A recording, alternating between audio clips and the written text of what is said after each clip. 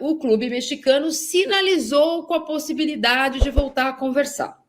Porque, obviamente, é pegar esse valor agora e depois ver o que vai acontecer, do que saber que se o Corinthians não puder pagar até segunda-feira, ele não vai pagar, Pipo. Porque como ele vai esperar a próxima janela de contratação? Aí vai pegar esse dinheiro que tem para pagar 70% e vai fazer outra coisa, vai pagar outra dívida.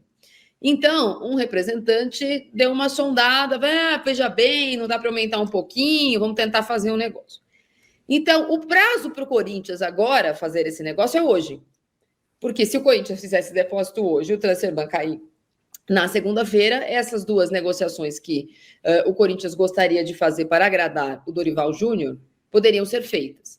O que o Corinthians não vai fazer é pagar na terça, por exemplo, ou na quarta, porque aí esse dinheiro pode ser empregado em outras coisas. Me garantiu o presidente, ao eu perguntar sobre o assunto, que ele não vai empenhar nenhum dinheiro que faça o salário do Corinthians no dia 5 ficar atrasado. Ele falou, prefiro pagar as pessoas, pagar os salários do clube do que ficar do que deixar cair o Transferban. Então, segundo ele, eventualmente, se tiver que pagar, a conversa sobre o Transferban foi com outra pessoa, quem cuida das finanças do Corinthians, mas ele disse que não vai trocar uma coisa por outra, porque ele prefere pagar os salários. Então, a situação hoje é a seguinte, se o Santos Laguna voltar atrás e aceitar esses primeiros 70% da dívida paga hoje e o resto parcelado, o Corinthians vai fazer o depósito e na segunda-feira esse Transferban poderia ser cancelado. Outra coisa que eu perguntei aí textualmente para o presidente do Corinthians, Osmar Stabile, foi sobre a situação do Fabinho Soldado. Há muita especulação sobre a situação dele, já era assim quando ele assumiu interinamente, depois quando o Augusto Melo foi afastado, e agora, quando ele foi eleito, ele disse, na coletiva de imprensa dele, a primeira, que o Fabinho Soldado estava mantido. Ele falou o nome do Fabinho Soldado textualmente, mas ainda assim seguem algumas especulações, e eu até li uma possibilidade de trocar o cargo, né? Trocar o Fabinho Soldado pelo Paulinho, ex-jogador do Corinthians, que está no Mirassol. E ele me respondeu, abre aspas, não é verdade, eu mantenho a palavra do que eu disse na coletiva de imprensa, que o Fabinho Soldado é uma pessoa da minha confiança.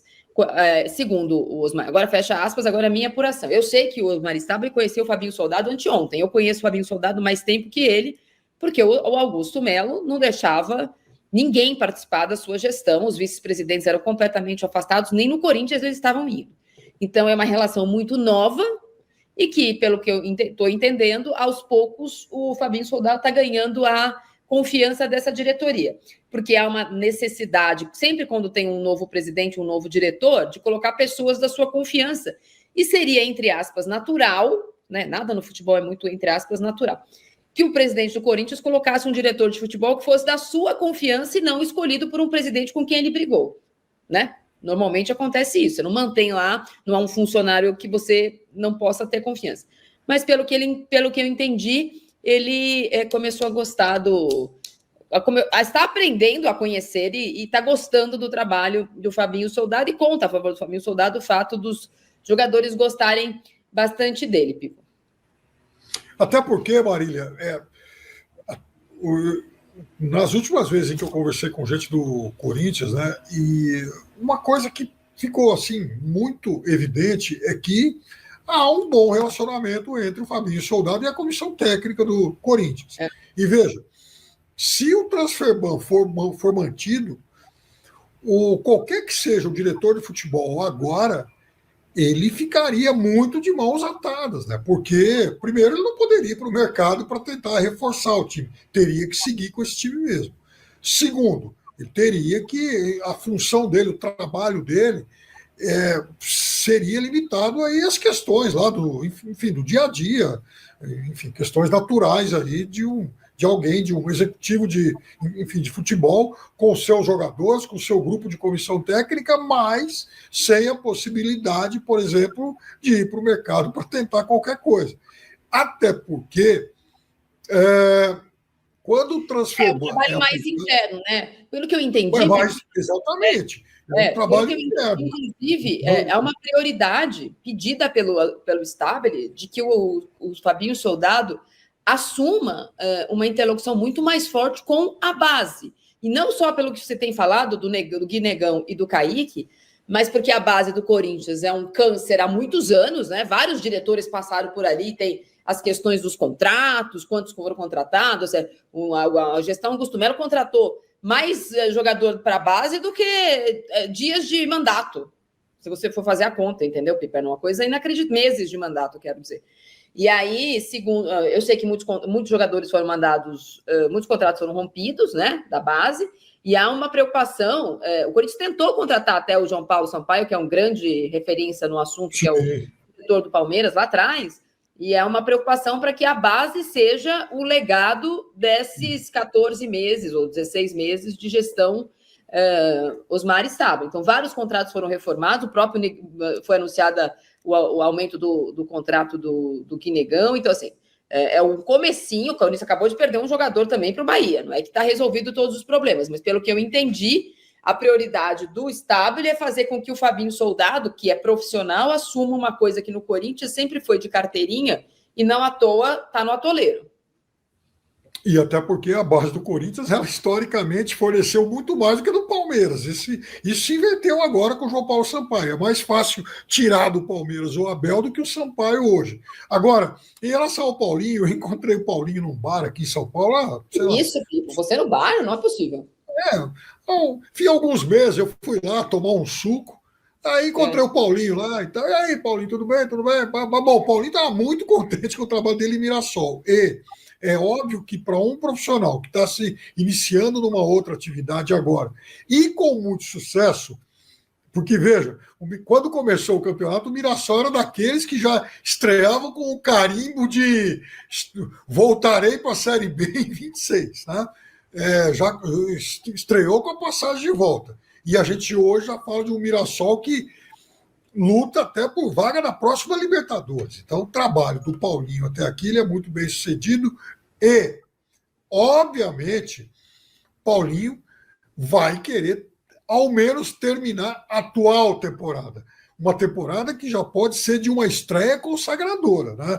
Então, até pegaria mal e tal largar esse trabalho no meio, né, num momento tão exitoso aí para o Mirassol, e migrar para o Corinthians, um clube, né, que vive tamanha instabilidade, tendo, inclusive, pela frente essa questão do transfer ban. Imagina você se transferir para um clube para ser o executivo de um futebol que não pode ir para o mercado.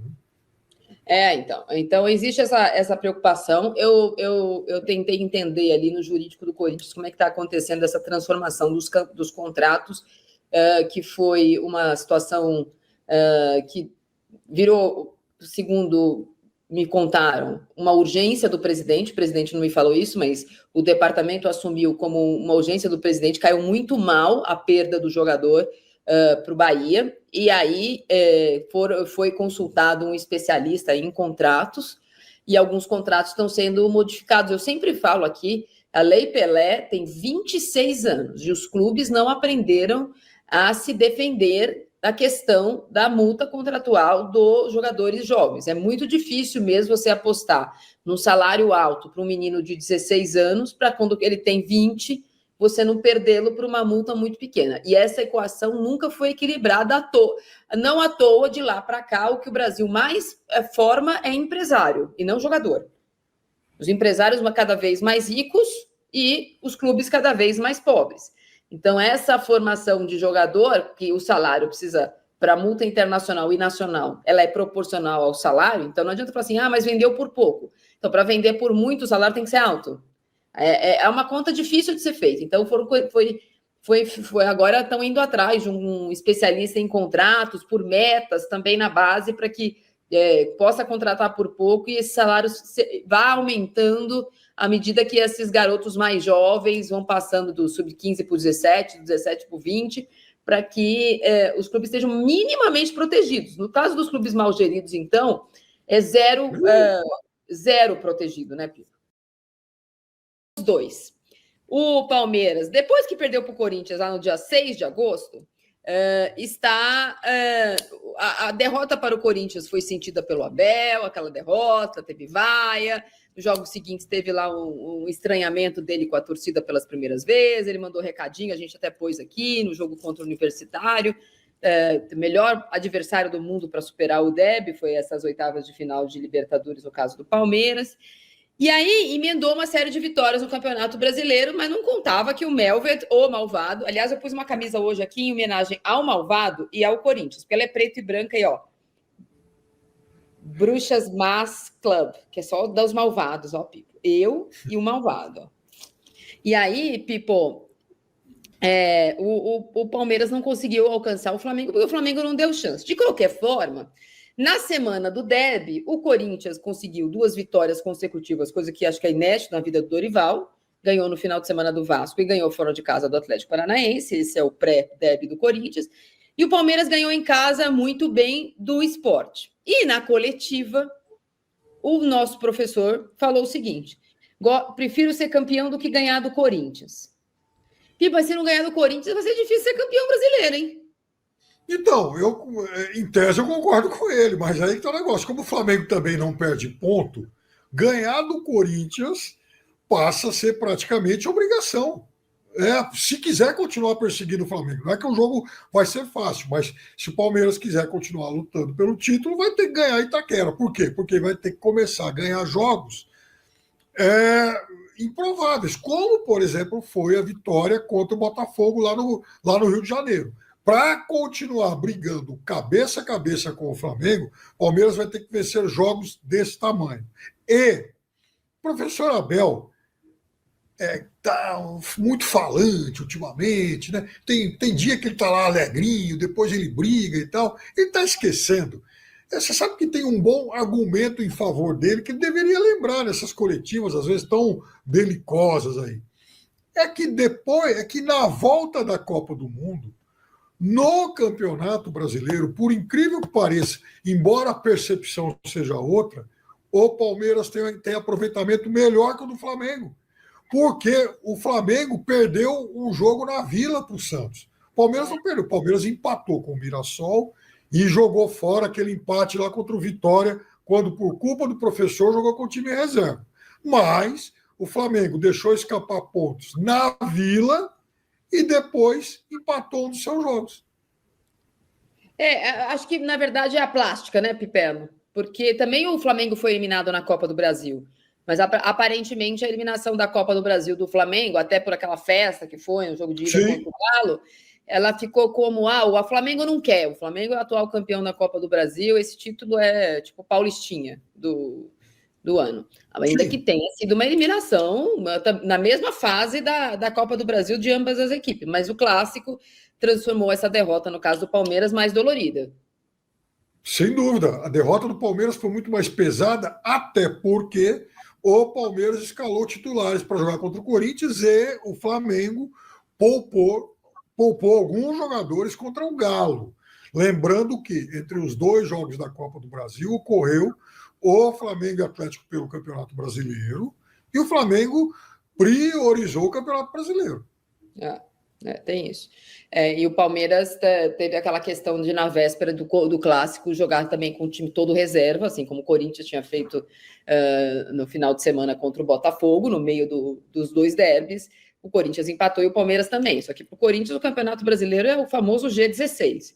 E o Palmeiras, de novo, disputa o título com o malvado. Ô, Pipo, para esse jogo de domingo, o Corinthians tem muito mais problemas do que o Palmeiras para a escalação, né? O Dorival tem muito mais problemas para escalar o time, não é o caso do Abel dessa vez. Mas a impressão que eu tenho agora, e é uma impressão só, é que uma derrota neste clássico, ainda que, obviamente, ela seja pior pela situação do Corinthians no campeonato, ela, de novo, vai causar mais problemas para o Verde.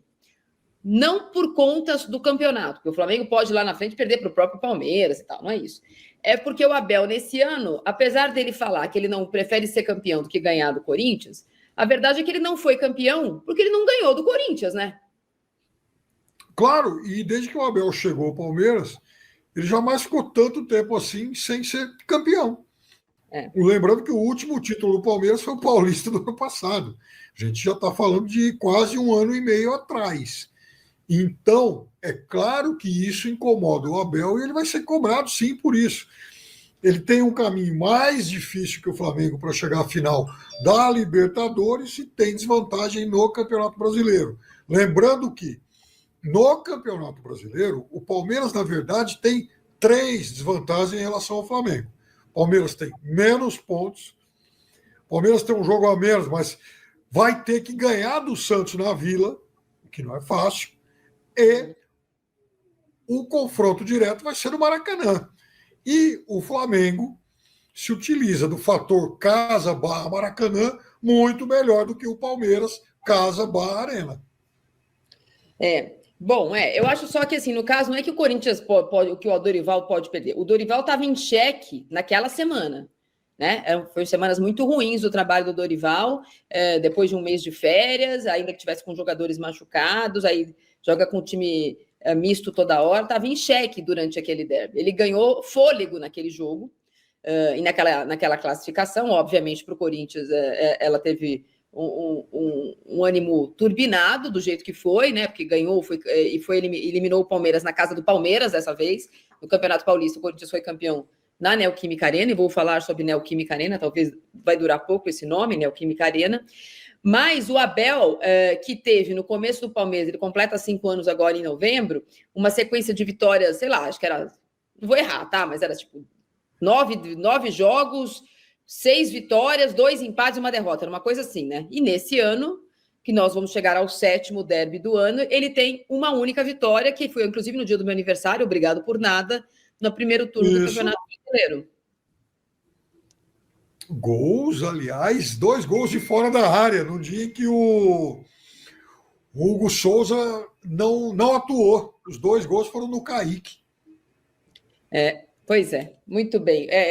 Então, o Campeonato Brasileiro do Corinthians, o Campeonato Paulista do Corinthians rendeu ao Dorival, que pegou o time depois, um time todo desfalcado, porque o Corinthians fez do Campeonato Paulista sua grande obsessão e esfolou os jogadores numa sequência que veio das vitórias do ano passado ao começo desse ano, que incluiu a pré-Libertadores, que levou o Corinthians a uma eliminação. O Corinthians jogou 4 jogos a mais que todo mundo, sem pré-temporada, e foi eliminado mesmo assim da fase de grupos da Libertadores.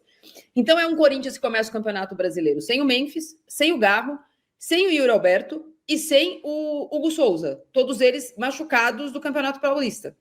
Começa o Campeonato Brasileiro com Donelli no gol, começa o Campeonato Brasileiro com Igor Coronado, eventualmente jogando no lugar do Garro, e é um time totalmente desarticulado. A saída do Ramon e do Ramonzinho ainda coloca 2... e o Anguilleri, que tinha feito 2 finais muito boas do Campeonato Paulista, também sofre uma contusão. Então é um Corinthians muito desfalcado no começo do campeonato, cai o Ramonzinho e o Ramon, e o Dorival, quando começa o Corinthians, ele não tem esses jogadores. A primeira vez que o Dorival escala o Garro, por exemplo, é naquele jogo do Dia dos Namorados contra o Grêmio, na Arena do Grêmio, quando o Garro volta, antes de começar o Mundial de Clubes. O Garro faz um jogo e fica 20 dias de férias. Então é um Corinthians que ele não pegou né? Ele não tem o Corinthians, o Memphis volta depois, o Hugo Souza começa a jogar no final de maio de novo, no meio de maio de novo. É um Corinthians bem desarticulado. E essa dupla de jogos contra o Palmeiras da Copa do Brasil também causou isso. Porque o Yuri, que tinha acabado de voltar, se machuca de novo. O Carrilho se machuca. O Memphis se machuca. Todo mundo se machuca naquele jogo de volta, Pipo. E aí tem uma coisa importante, né? Quando a gente fala em Corinthians, nos últimos tempos, meio que se convencionou a dizer que o Corinthians tem uma forte dependência em relação ao trio, né? Garro, Memphis e Yuri, o que realmente é verdade, né? Ou pelo menos foi em grande parte verdade. O trio com assessoria do Carrillo, que também é um jogador muito bom, e é outro que está contundido. De repente, de uma hora para outra, o Corinthians perde todo mundo, ou o Garro joga de vez em quando, o Memphis atua de vez em quando e tal, mas talvez o grande achado do trabalho do Dorival nessas últimas semanas tenha sido a dupla Guinegão e Kaique. Esses 2 garotos, eles atenuaram em muito a ausência dos titulares intocáveis, ídolos, estrelas do time, o que estão mostrando serem jogadores de ótimo nível, né? Então, se o Dorival, amanhã depois, bem na véspera do derby, assim, resolvesse aceitar um convite mirabolante, quem sabe, né? Uma coisa das 1001 noites, chegando aí e tal, né? Proposta para fazer independência da vida dele, falar, tchau, nem trabalho no derby, deixaria pelo menos isso aí como legado. 2 ótimos jogadores jovens formados na base do Corinthians. Verdade, ó, o corintiano 1983, grande ano, grande final do bicampeonato paulista de 1983, não que eu me lembre, mas... Não, eu não tinha nascido, mas eu soube, Pipo. Mentiras. E aí, Pipo, ele perguntou, ó, o Corinthians tem 5 desfalques, Mateuzinho machucado, Bidu suspenso, Carrilho machucado, Martins machucado e Yuri machucado. E se o Félix Transerban jogar, terá 12 jogadores. O Palmeiras terá 12 jogadores, no caso, né? Como enfrentar o rival? Ontem a gente falou um pouco sobre isso, obrigada pelo superchat, corintiano, é nóis, vamos, Corinthians. Aí, Pipo, a gente falou um pouco sobre as opções do Dorival para a partida, o que fazer, porque o Corinthians não tem um lateral direito para substituir o Mateuzinho, no caso do Bidu, talvez o Anrileri, talvez não, o Anrileri, mas a verdade é que ele pode jogar com um lateral, um terceiro zagueiro pela direita e eventualmente colocar um jogador no corredor ali, pode ser o Kaique, pode até ser o Romero, né, que já fez isso. Mas a impressão que eu tenho, apesar do treino que vai decidir isso agora à tarde, é que ele vai colocar o Félix Torres. Eu acho que ele vai colocar o Félix Torres, sim. E porque na cabeça, assim, nos últimos jogos, né, desde que o Palmeiras consolidou aí a dupla Flaco e Tigrinho, o Palmeiras é um time que joga muito em função da aproximação entre os dois. Isso quer dizer que o Palmeiras nem sempre tem grande volume pelos lados, como vinha sendo. Talvez essa seja uma vaga. Salve, torcedor do Corinthians, seja bem-vindo ao Corinthians Fanáticos, todos os dias conteúdo exclusivo do Corinthians, o Corinthians que enfrenta o Palmeiras amanhã. A torcida está bastante confiante aí na vitória do Timão. Deixa a sua opinião, palpite, placar para esse jogo. Deus abençoe cada um de vocês, tamo junto, forte abraço e vai Corinthians! Vai Corinthians!